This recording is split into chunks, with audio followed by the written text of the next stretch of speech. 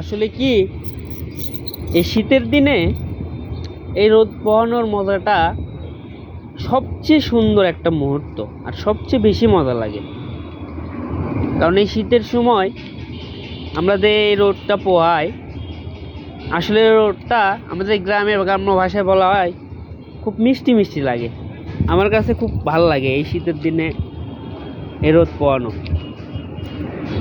আসলে আমরা শৈশবে এরকম সকালবেলা দেখা যায়, ডিসেম্বর মাসটা তো ছিল আমাদের শৈশবকালে এক প্রকার ছুটির মাস।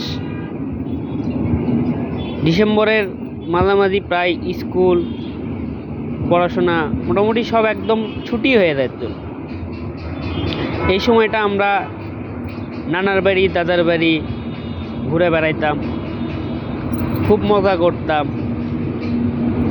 এগুলার যারা বড় হয়ে গেছি মোটামুটি, তারা হয়তো চাইলেও এই শৈশবের যে সময়টা ছিল এই সময়টা আমরা আর ফিরতে পারবো না।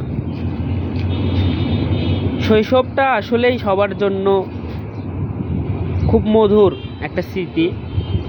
যারা গ্রামে বড় হয়েছে মোটামুটি, শহরের ছেলেমেয়েরা ওইভাবে হয়তো বা শৈশবের মজাটা পায় না, কিন্তু আমরা যারা গ্রামে মোটামুটি বসবাস করছি ছোট থেকে, তারা এই মজাটা অনেক সুন্দরভাবে পাইছি।